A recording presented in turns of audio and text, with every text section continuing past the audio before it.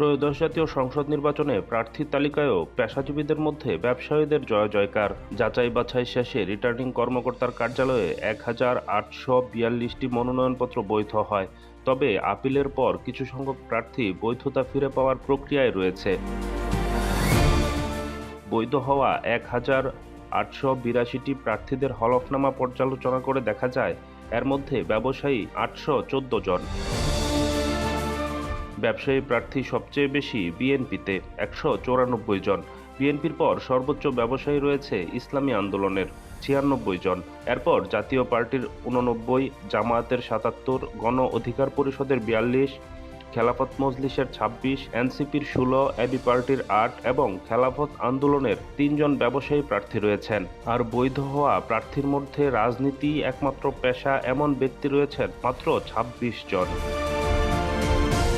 রাজনৈতিক দলগুলোর তরফ থেকে সংসদ নির্বাচনে প্রার্থী মনোনয়নে ব্যবসায়ীদের এত অগ্রাধিকার দেয়াকে ভালো ইঙ্গিত বলে মনে করছে না বিশ্লেষকরা। প্রার্থীদের পেশায় ব্যবসায়ীর পরপরই রয়েছে শিক্ষকেরা। এই শ্রেণীর ২৪৪টি প্রার্থীর মধ্যে ৮০ জনই জামায়াতের, ইসলামী আন্দোলন থেকে ৭২ জন ও খেলাফত মজলিস থেকে ২৩ জন পেশাদার শিক্ষক প্রার্থী রয়েছে।